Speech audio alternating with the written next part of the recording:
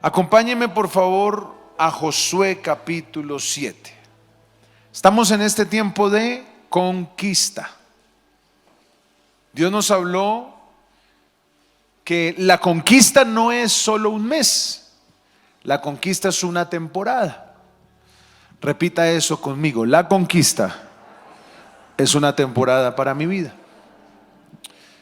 Y de aquí a diciembre estaremos en este tema de la conquista, en la familia, en las finanzas, en nuestro ministerio, en nuestra ciudad, en nuestra nación. Sin embargo, estudiando el libro de Josué, que es un libro modelo y ejemplo de lo que es la conquista de Dios, llegué al capítulo 7, que es el que quiero compartir hoy, en donde pude entender que en medio de ese tiempo de conquista podemos entrar en un escenario muy peligroso de que esa conquista se detenga. Hay tiempos donde todas las cosas empiezan a fluir, como que las cosas se ponen a tu favor y empiezas a avanzar en diferentes áreas de tu vida, pero de momento se paralizan las cosas. Y cuando las cosas se paralizan es porque se detuvo la conquista. Y por eso he titulado este mensaje: no detengas tu conquista. Toma nota allí donde estás: no detengas tu conquista. Hablamos hace 8 días de esa gran victoria que Dios le dio a Josué y a su ejército con Jericó. ¿Cuántos recuerdan esa historia? Fue muy poderoso, porque recuerde que Josué responde a un pacto que Dios le había hecho a los antepasados de que le entregaría una tierra poderosa, amplia, buena y ancha, una tierra que fluiría leche y miel.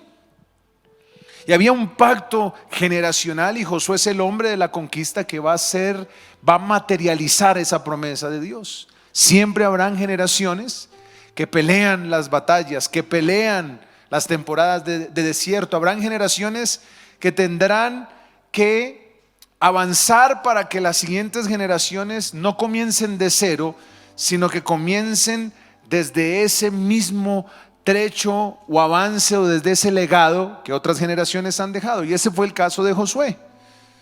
Josué inicia como una generación relevo para lograr conquistar lo que sus padres no habían conquistado. Por pacto tenía que hacerlo. La primera ciudad que conquistan es la ciudad más estratégica de todo el territorio de conquista, es Jericó, una ciudad clave política, económica y socialmente y geográficamente. Era necesario tomar Jericó para seguir tomando los territorios que venían, pero era una ciudad muy difícil de tomar por dos cosas: habían ejércitos muy poderosos y era una ciudad rodeada de murallas, muy fortificada. La Biblia dice que la ciudad era cerrada, muy cerrada, y no se podía penetrar. Allí Dios le da una estrategia muy tremenda, no muy convencional, no muy, digamos que caracterizada por estrategias bélicas o armamentistas o de estrategia de guerra, sino Dios le dice: toma unos sacerdotes, rodea la ciudad, dale unas vueltas a la ciudad, y a la 7ª vuelta vas a gritar con los sacerdotes que tendrán que sonar unos carneros de cuero, y allí con esas bocinas de carnero de cuero, entonces vas a declarar que la victoria es de Jehová, y se caerán las murallas y ustedes tomarán entonces al rey, a su ejército, y les entregaré toda esa ciudad, porque esa es la promesa que yo les he dado. Josué hace caso a la instrucción de Dios, porque entendíamos hace 8 días que en la temporada de la conquista es muy importante aprender a oír la voz de Dios. Es muy importante recibir las estrategias de Dios. Yo estoy seguro, iglesia, que Dios tiene estrategias poderosas para tu vida. Dios tiene estrategias poderosas para tu casa. Dios tiene estrategias poderosas para tu familia. Pero esas estrategias no pueden venir si tú no oyes a Dios.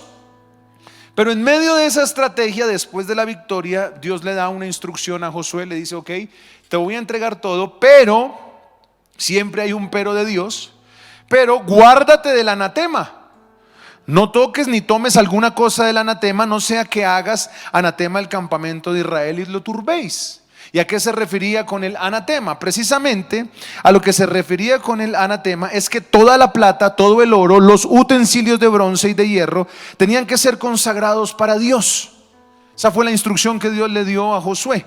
Tómense Jericó, les voy a dar todo lo que hay en ella, pero todo lo que son los utensilios de bronce, de hierro, todas las cosas de plata, de oro, todos los tesoros, el botín tiene que ser entregado para Dios. La palabra anatema, diga conmigo anatema, viene en su original, en el griego, de la palabra jerem o kerem, y traduce algo que tiene que ser dedicado a Dios para su servicio, como por ejemplo los sacrificios a las ofrendas que hacemos a Dios.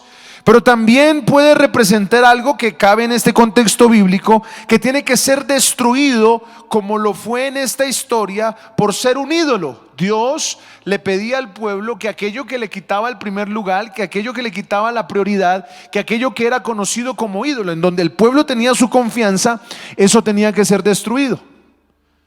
Pues bien, lo único que tenían que hacer era consagrar eso para Dios. Después de que ya hicieran eso, venía la siguiente ciudad, que era la ciudad de Jai. Ahora bien, ¿cuál era la instrucción? No toquen el anatema, porque eso no es tuyo, eso me pertenece a mí. Así que siguen con la siguiente ciudad y viene el capítulo 7. Y allí en el capítulo 7 hay un hombre que precisamente viene de la tribu de Judá, muy cercano a Josué, que ignora la instrucción de Dios. Y esa decisión de este hombre muy cercano del equipo del líder de la conquista, que es Josué, decide hacer su voluntad y no la voluntad de Dios. Y cuando él decide hacer su voluntad y no la voluntad de Dios, la conquista se detiene. Por eso el mensaje de hoy es: no detengas tu conquista. Lo primero que tenemos que entender es que en la conquista Dios no solo nos da estrategias, diseños, llaves para lograr lo que no hemos logrado, sino que también nos da requisitos, nos da mandamientos. Y a veces nosotros no nos damos cuenta que entramos en un momento de estancamiento y de parálisis, porque sí recibimos diseños y estrategias, pero olvidamos los mandamientos. La palabra de Dios dice, antes de entrar en el capítulo 7, en Deuteronomio capítulo 28 versículo 1, si usted lo lee en su Biblia: acontecerá que si oyeres atentamente la voz de Jehová tu Dios, si oyeres ¿qué? Atentamente ¿qué? O sea, usted puede oír con distracción o puede oír atentamente la voz de Dios. Algunos me están escuchando aquí, están diciendo: bueno, ya el pastor va a acabar, ahorita vienen los frijoles, se me quedó la changua prendida, o vamos a almorzar hamburguesa o perro caliente. No, están aquí, me están mirando, hacen así, ¿no? Como perrito de taxi, pero están en otra cosa. Entonces me están oyendo, pero no atentamente, ¿no? Entonces, ¿qué dice el texto en Deuteronomio? Que es una promesa de bendición a causa de la obediencia. Acontecerá que si oyeres atentamente la voz de Jehová tu Dios, puede ser que tú la oigas, no atentamente, para guardar y poner por obra todos sus mandamientos que yo te prescribo hoy, también Jehová tu Dios te exaltará sobre todas las naciones de la tierra. Mira, si tú oyes atentamente la voz de Jehová tu Dios, Dios te va ¿a qué? A exaltar. Entonces la razón por la cual Dios no te ha exaltado es porque no has oído la instrucción de Dios. Versículo 2, mira lo que dice: y vendrán sobre ti todas estas bendiciones y te alcanzarán. Mira esto tan tremendo: el que oye a Dios va a ser perseguido por la bendición de Dios. Si tú oyes a Dios, la bendición de Dios te va a alcanzar. Lo que has logrado hasta hoy no es nada de lo que vas a lograr cuando empieces a obedecer a Dios. Y yo no te estoy hablando de una religión, no. Incluso a mí la religión me sacó de la iglesia corriendo. No, yo te hablo de una relación con Dios, donde tú te enamoras de Dios. Entiendes que hay principios que te llevan a la bendición integral. Entiendes que hay mandamientos que obedecemos, no porque sean una imposición restrictiva, es porque es una habilidad para vivir en gloria, bendición integral en todas las áreas de tu vida. Los principios bíblicos no nos limitan, los principios bíblicos nos liberan. Y por eso, iglesia, es que aquí vino la advertencia a la obediencia. Vendrán sobre ti las bendiciones y te alcanzarán si oyeres la voz de Jehová tu Dios. Ahora, oír a Dios y obedecer trae bendición. Pero si ves el versículo 15 del mismo Deuteronomio dice: acontecerá. Versículo 15, Deuteronomio 28:15, que si no oyeres la voz de Jehová tu Dios, es decir, oír la voz de Dios trae una consecuencia positiva, pero no oírla trae una consecuencia negativa. Acontecerá si no oyeres la voz de Jehová tu Dios para procurar cumplir todos sus ¿qué? Mandamientos y sus estatutos que yo te intimo hoy, que vendrán sobre ti todas estas ¿qué? Maldiciones, y te alcanzarán.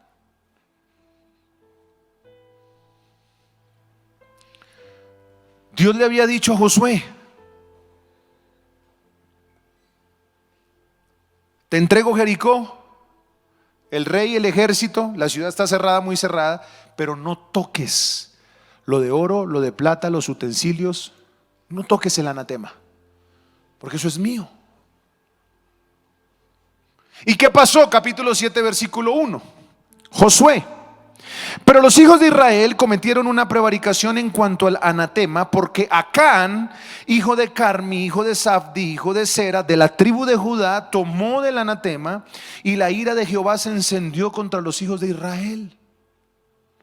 Después Josué envió hombres desde Jericó a Jai, que estaba junto a Bet-Aven, hacia el oriente de Betel, y les habló diciendo: subid y reconoced la tierra. Y ellos subieron y reconocieron a Jai. Y volviendo a Josué le dijeron: no suba todo el pueblo, sino suban como 2,000 o 3,000 hombres y tomarán a Jai. No fatigues a todo el pueblo yendo allí, porque son pocos. Y subieron allá del pueblo como 3,000 hombres, los cuales huyeron delante de los de Jai. Y los de Jai mataron de ellos a unos 36 hombres, y los siguieron desde la puerta hasta Sebarim, y los derrotaron en la bajada, por lo cual el corazón del pueblo desfalleció y vino a ser como agua. Josué venía ganando todas las guerras, y de repente la más sencilla, que incluso les dijeron: no lleven tantos hombres, estos los volvemos papillas rapidísimo. Les mataron 36 hombres. Por supuesto que Josué quedó frustrado, porque él había venido de una victoria inminente en Jericó. Y para él era muy importante que la gente que rodeaba las naciones conquistadas escucharan que Dios estaba con Israel y que nadie se les podía atravesar, porque el que se metía con Israel perdía, era derrotado. Ahora ellos habían sido derrotados. Y son momentos en la vida que nos pueden estar pasando a nosotros. Hay momentos donde nos empieza a ir mal, las cosas no salen bien, y uno se pregunta: ¿por qué está pasando esto, Dios? ¿Por qué está sucediendo esto? Señor, yo estoy asistiendo a la iglesia, estoy sirviendo, tengo mi casa de bendición, estoy ayunando, estoy buscando tu presencia. ¿Por qué me pasó esto? Fíjese que cuando Josué ve la realidad de lo que está viviendo, de inmediato versículo 6 dice que rompe sus vestidos, se postra en tierra sobre su rostro delante del arca de Jehová hasta cerca la tarde, él y los ancianos de Israel, y echaron polvo sobre sus cabezas. Y de una vez le habló a Dios y le dijo: Señor Jehová, ¿por qué hiciste pasar a este pueblo el Jordán? ¿Para entregarnos en manos de los amorreos? ¿Para que nos destruyan? Ojalá nos hubiéramos quedado al otro lado del Jordán. Señor, ¿qué diré? Ya que Israel ha vuelto la espalda delante de sus enemigos. Porque los cananeos y todos los moradores de la tierra oirán y nos rodearán y borrarán nuestro nombre de sobre la tierra. Y entonces, ¿qué harás tú a tu gran nombre? Y Jehová le dice a Josué: levántate. ¿Por qué te postras así sobre tu rostro? Israel ha pecado y aún ha quebrantado mi pacto que yo les mandé, y también han tomado del anatema y hasta han hurtado, han mentido y aún lo ha guardado entre sus enseres. Por esto los hijos de Israel no podrán hacer frente a sus enemigos, sino que delante de sus enemigos volverán la espalda, por cuanto han venido a ser anatema. Ni estaré más con vosotros si no destruyereis el anatema en medio de vosotros.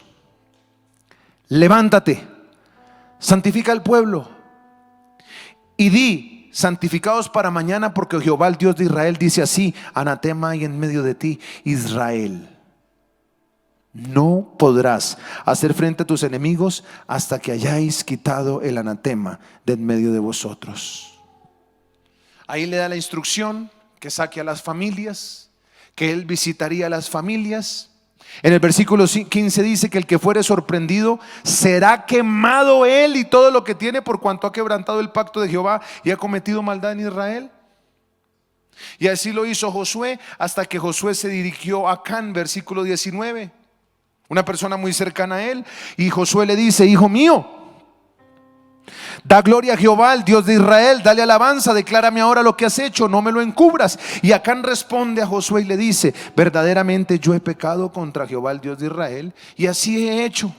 Pues vi entre los despojos un manto babilónico muy bueno y 200 siclos de plata y un lingote de oro y peso de 50 siclos, lo cual codicié y tomé, y aquí que está escondido bajo tierra en medio de mi tienda, y el dinero debajo de ello. Josué entonces envió mensajeros, los cuales fueron corriendo a la tienda, y he aquí estaba escondido en su tienda y el dinero debajo de ello. Y tomándolo de en medio de la tienda, lo trajeron a Josué, a todos los hijos de Israel, y lo pusieron delante de Jehová.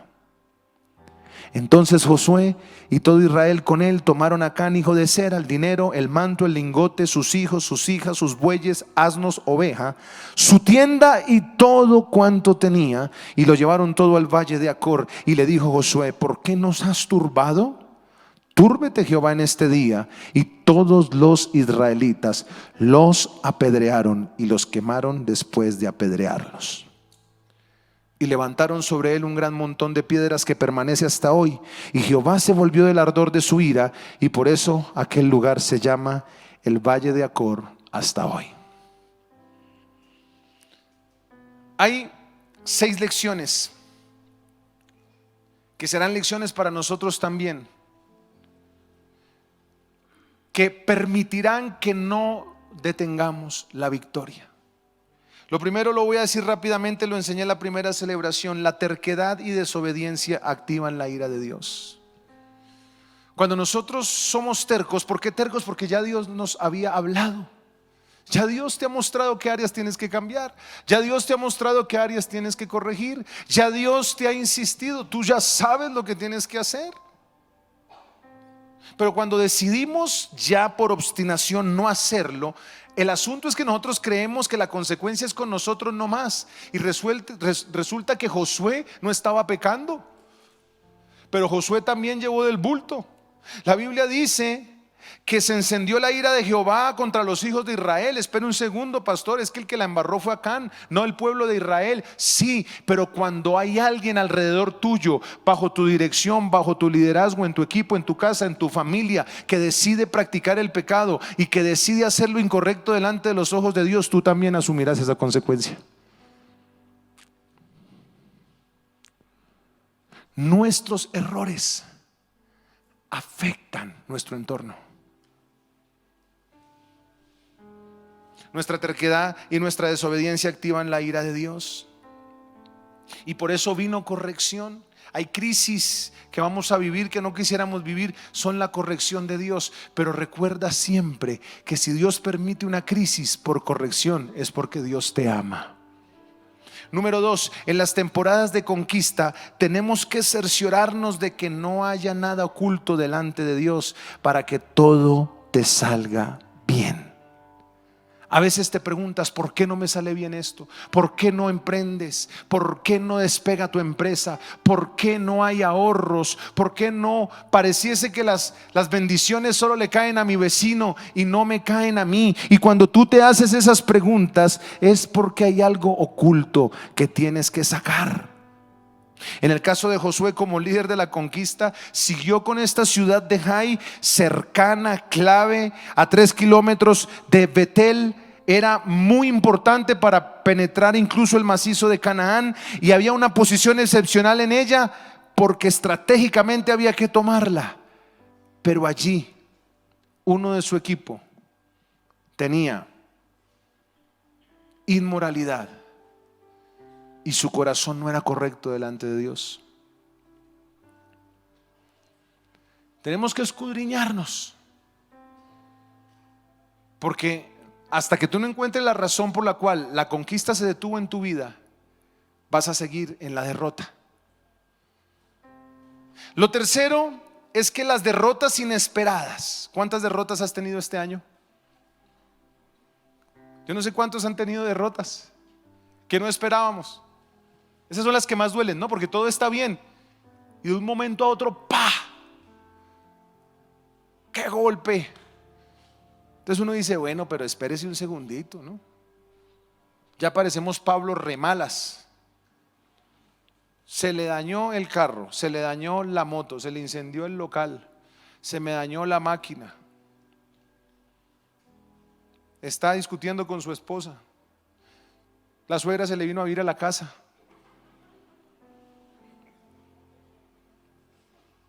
Entonces llega un momento que usted dice, ¿qué más puedo hacer yo? Señor, nada me sale bien. Yo no sé si les ha pasado que hay como temporadas, ¿no? Y entonces uno, como conoce la guerra, uno dice, es que ese diablo sí es puércola.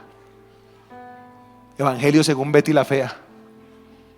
El diablo es puerco, pastor. El diablo me tiene, mire, usted no sabe. Me da duro ese diablo cochino, adora a Jesús. ¿Pero qué tiene que ver el diablo? Lo que pasa es que hay un guardado que es un imán para el diablo. Y ese guardado hizo que la destrucción entrara a tu casa, a tu economía. Las derrotas inesperadas reflejan las fallas. Esa muerte de esos 36 hombres fue un golpe profundo para el ejército y para Josué. Hay golpes que nos han dado duro. Hay golpes que nos tienen doblegados. Imagínense, la Nueva Versión Internacional, ahí en el versículo 5, en la parte B, dice que el pueblo se acobardó y se llenó de miedo. La Reina Valera dice, por lo cual el corazón del pueblo desfalleció y vino a ser como agua. Desfalleció y vino a ser como agua. Pero la Nueva Versión Internacional dice que el pueblo se llenó de cobardía y de miedo. Esas derrotas inesperadas están mostrando lo que tienes que corregir, porque si no lo corriges,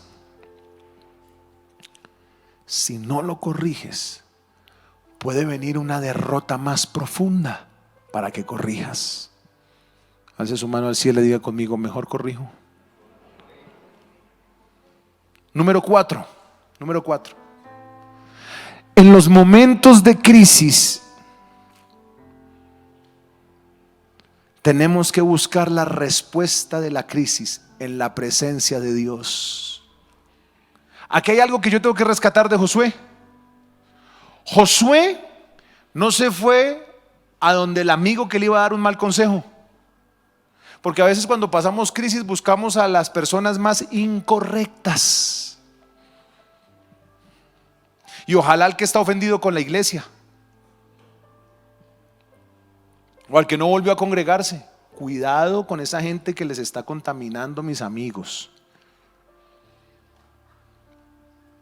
Porque hay gente que es experta en sembrar un veneno y un descontento en tu crisis para sacarte de tu propósito, de tu asignación y de la iglesia. La fe viene por el oír, y el oír de la palabra de Dios. Y Satanás sabe hablar. ¿Sabe cuándo le habló a Eva? Cuando Adán tenía sueño. Es decir, en la debilidad espiritual, Satanás sabe poner gente descontenta y herida a hablarte para sacarte de la iglesia. No seas como Eva. Dile a la serpiente que no vas a prestar tus oídos a ella. Pero Josué, lo que puedo resaltar de Josué es que Josué no se fue para donde la serpiente. Josué, ¿dónde se fue? A la presencia de Dios. Dice que rompió sus vestidos. Era una forma de costumbre para expresar alguna pena o dolor profundo. También se echaban tierra en la cabeza. Josué, ¿para dónde se fue? No para donde la serpiente que se había ido de la iglesia y que estaba contaminando a todo el mundo. No. Josué se fue ¿a dónde? A la presencia de Dios. Y en la presencia de Dios le dijo: Señor, ¿por qué hiciste esto? Parecía que era lo mismo que decía el pueblo cuando se estaba quejando, ¿se acuerda?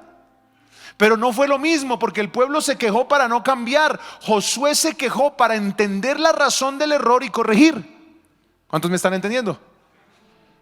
Josué buscó la presencia de Dios, y en la presencia de Dios puso su frustración. Mire, el peor error que usted puede cometer es en el desánimo, en el golpe y en la frustración, buscar cualquier refugio que no sea la presencia de Dios.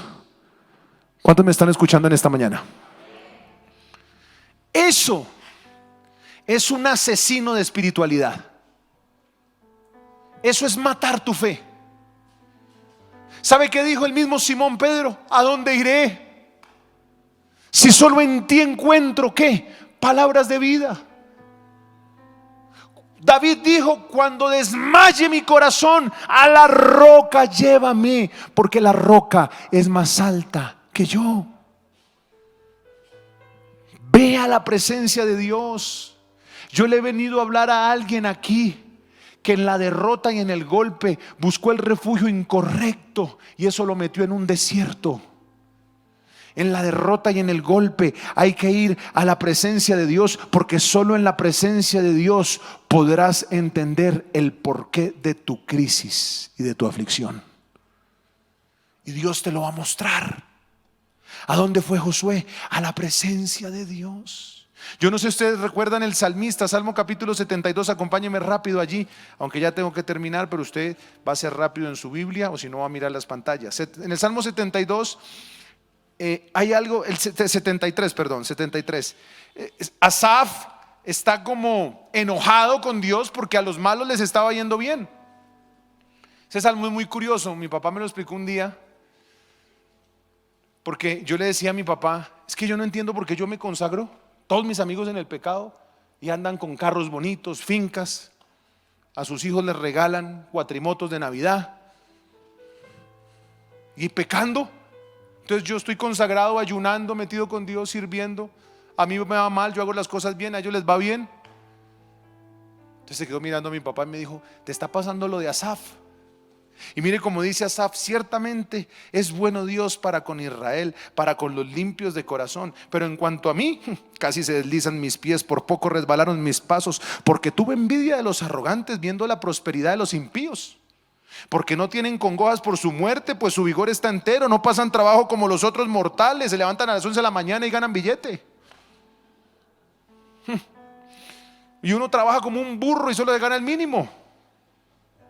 Versículo 6: por tanto la soberbia los corona, se cubren de vestido de violencia, andan con Gucci y Versace y nosotros con Pat Primo renovado,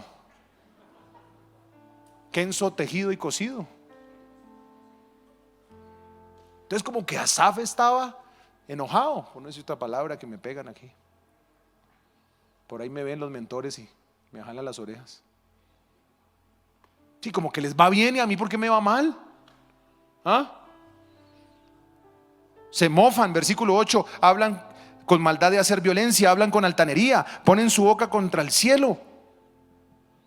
Entonces mire lo que dice el versículo 15: El 13, el 13, mira lo que dice el 13. Entonces Asaf, viendo la prosperidad de ellos, verdaderamente en vano he limpiado mi corazón y lavado mis manos en inocencia, pues he sido azotado todo el día y castigado todas las mañanas. Si dijera yo, hablaré como ellos, he aquí la generación de tus hijos se engañaría. Cuando pensé para saber esto, fue duro trabajo para mí. Hasta, diga conmigo, hasta. ¿Sí me entiende? El cabezón decía, vea, a ellos sí les va bien, Padre Celestial, y tiene más plata una olla de barro que yo, a mí me va re mal. Entonces me vas a pecar. Pero mira lo que dice el versículo 17. Hasta que entrando en ¿dónde? Comprendí el fin de ellos. ¿Lo vio? Hoy, 15 años después de mi conversión, con dolor lo digo, la mayoría de quienes me acompañaron en el pecado fracasaron. Pero ¿dónde comprende uno eso? ¿Dónde? En la presencia de Dios. Hay cosas que tú no entiendes por qué te suceden. ¿Sabes dónde las entiendes? En la presencia de Dios. Ya entendí. Ya entendí. Versículo 27, y después el cabezón sí dijo: porque aquí los que se alejan de ti perecerán. Tú destruirás a todos los que de ti se aparta. Pero en cuanto a mí, el acercarme a Dios es el bien. ¿Cuántos están entendiendo? Eso le pasó a Josué. Vuelva a Josué capítulo 7. Cuando Josué le pregunta, se queja, eso sí, en la presencia de Dios. Inevitable que venga queja, inevitable que venga angustia. A mí me ha dado angustia.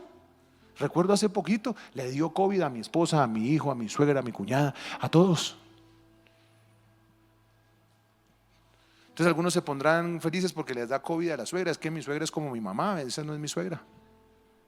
Todo el mundo tiene COVID en mi casa. Y yo dije, Dios mío, pero ¿qué es esto tan terrible? Entonces busqué la presencia de Dios. Y Señor, 1 año y medio leyendo el Salmo 91, tomando la Santa Cena, poniendo la sangre de Cristo hasta en la gaveta. Y qué plaga no tocaría mi morada. ¿Cómo nos pegó de duro a todos esto?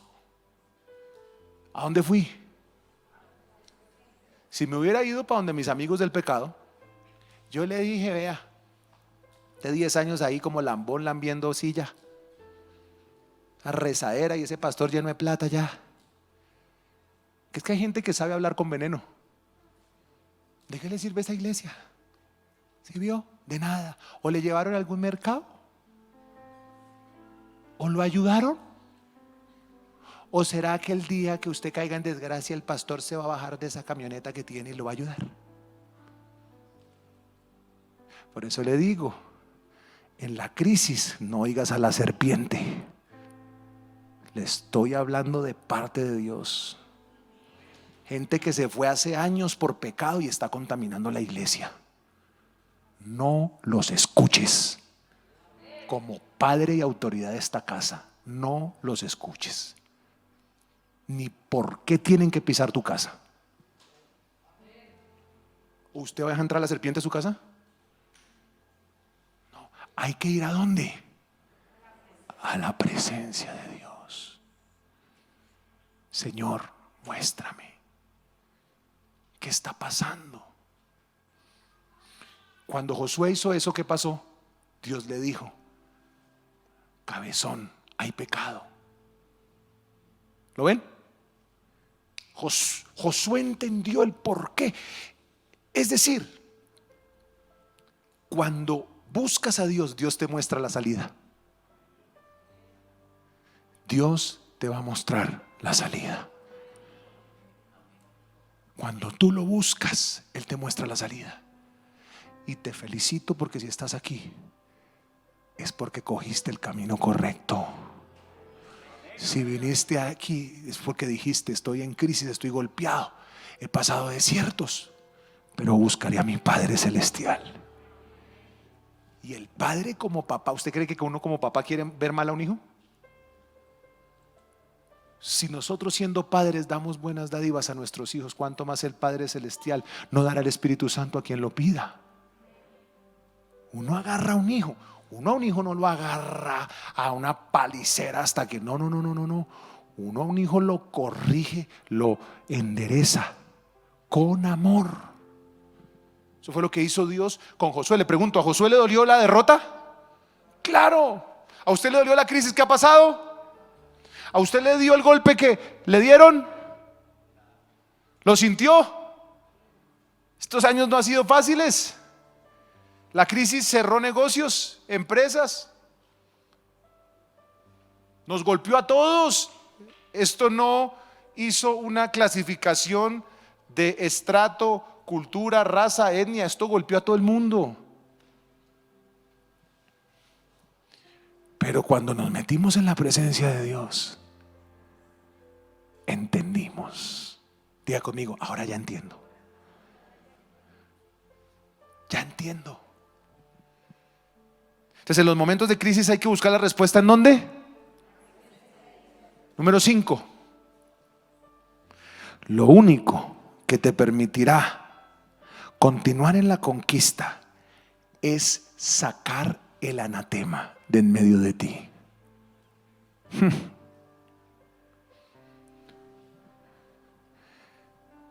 No tienes de otra. Tienes que sacarlo de en medio de ti.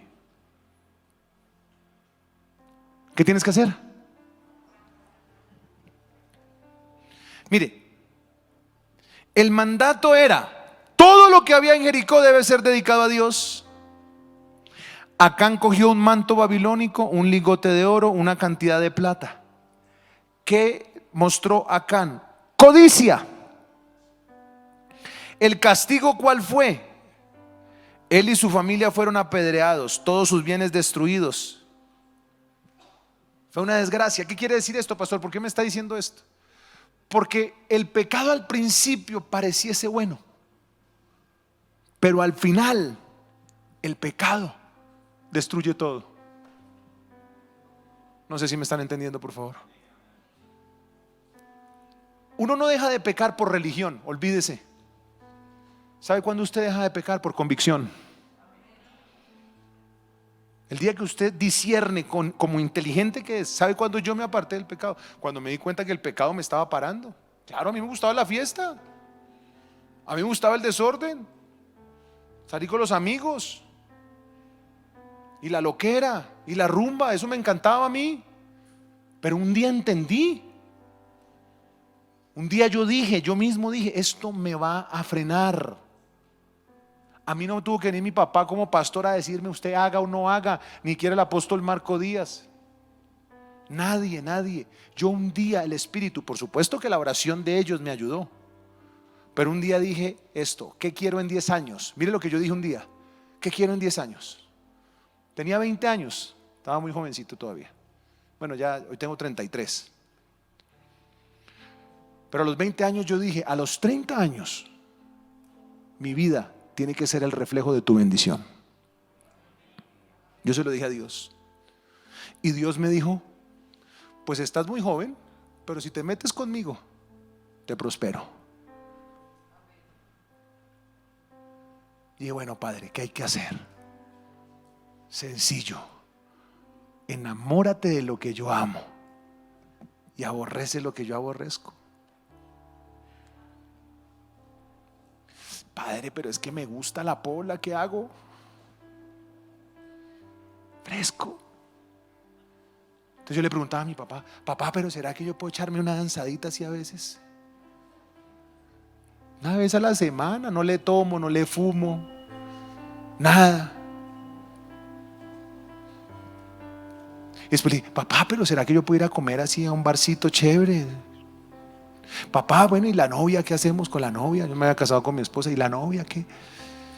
Porque es que la Biblia dice que hay que guardarse y que pilas, que eso es fornicación, hay que, ¿cómo hacemos? No, pero raro eso, ¿no, papá? Entonces yo le preguntaba, hasta que un día mi papá me dijo: hijo, mira, deja de preocuparte por lo que no debes hacer, solo enfócate en enamorarte de Dios.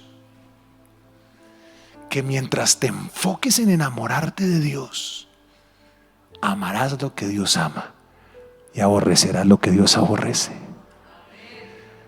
Porque a lo que tú te expones, en eso te conviertes. me expuse a la palabra, me expuse al ayuno, me expuse a la oración y saqué el anatema de mi vida.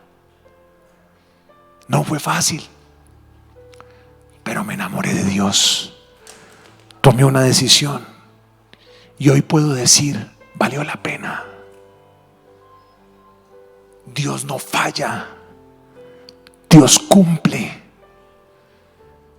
Que es que yo fui un varón por decidir dejar la fornicación, el vicio, el desorden. No, Dios hace el 80%, tú haces el 20%. Ahora entendí que si yo no hacía el 20%, Dios no hacía el 80%. El 20% era lo mínimo. Entonces mi papá me decía, usted tiene que ir a culto, lo único que le pido. Y mi papá, pero yo salgo 4 de la mañana. ¿Le llego así? ¿Le llego? Llegue. Ese era el 20%. Bueno, los domingos. Y cuando tenga tiempo en la semana le enseño principios bíblicos. Bueno, está bien. Yo llegaba en la fiesta, el desorden, me sentaba en la silla, con gafas así, me recogía un conductor. Me sentaba. Aprendí a hacer así como su merced hace. En la última silla. Y aunque mi cuerpo no estaba ahí, el espíritu recibía. Por eso mi papá me decía, solo congréguese una vez a la semana, me decía. Lo importante de congregarse. Por eso lo peor que uno puede hacer es cuando uno falla, abrirse de Dios. Eso es lo peor. Es cuando está enfermo, ¿para dónde se va? Es que ni los borrachos lo hacen, hermano. Cuando el borracho se emborracha y se intoxica, ¿para dónde se va? ¿Para el médico? ¿Ese no sigue chupando? ¿Sí o no? Y ese no tiene temor de Dios, se va para el médico. Usted cuando está en crisis tiene que irse para la iglesia. La iglesia es el hospital perfecto que te dará la vitamina, el suero, te dará todo el medicamento necesario para que salgas de la crisis y venzas al diablo. ¿Cuántos me están entendiendo? Entonces, tú tomas una decisión, saca el anatema. ¿Cuántos van a sacar el anatema? Sacar lo que no le agrada a Dios. Porque eso trajo destrucción a todo el pueblo. ¿Sabe cuándo mi papá reaccionó? Cuando se dio cuenta que su rebeldía hacia Dios había afectado a sus hijos, a sus familias y a sus generaciones. Y por último, la forma como le demostramos a Dios que no hay anatema, es decir, codicia en nuestro corazón, es rindiendo lo que le poseemos a Él. ¿Sabe por qué era tan grave? Porque en 8 días le voy a enseñar que Dios primero le dijo, no tome de lo que hay en Jericó. Pero después en Jai le dijo, tome eso. Entonces uno como que no le haya sentido. Dice, venga, les pegó qué rejazo, qué juetazo le dio a Acán por haberse tomado el manto babilónico. Y ahora se toman Jai, Glorita, y les dice, agarren el botín. Entonces uno dice, pero ¿por qué? Porque con el primer juetazo les circuncidó el corazón. Con el primer juetazo les dijo, no codicies. Tú no eres dueño de nada, tú eres mayordomo. Me senté con redimidos antier. Estuve conversando con redimidos. Willy se llama. Y me dejó impactado ese muchacho. Bueno, pues no tan como de mi edad más o menos. Más viejito, un poquito más viejito. Además que uno lo ve, ¿no? Con ese ímpetu, con esa osadía y con esos movimientos. Y bueno, ahí estábamos comiendo. Bendiciones, ¿cómo estás? Mucho gusto, la gloria sea para el Señor. Le dije, varón, quiero agradecerte. Tu música ha revolucionado la cultura del mundo. Mis hijos cantan tus canciones desde niños. Algunos no te entienden, pero yo sí te entiendo. Nos has bendecido demasiado.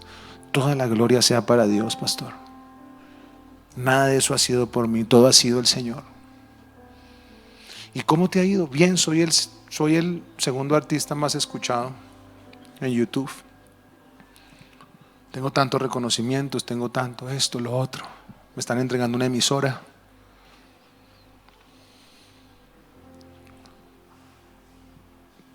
Creo que esto fue más lejos de lo que pensé. ¿Y por qué haces tanta música? Sacas tantos temas nuevos. Porque es que el diablo saca temas todos los días. Yo necesito sacar esos temas para que tus hijos no tengan opción de escucharlos a ellos, sino que escuchen mis temas, porque mis temas tienen la palabra. Pero humilde, humilde. Entonces yo me quedé así mirando, le dije, pero es que este tipo es... Entonces le dije, no, pues me alegró mucho saludarte. Me dijo, si quieres nos tomamos una foto ahorita, porque siempre pongo en mi contrato que en la iglesia no tomemos fotos. Porque yo no soy un artista, yo soy un adorador. Y yo no busco fama, yo busco que la fama sea de Jesús.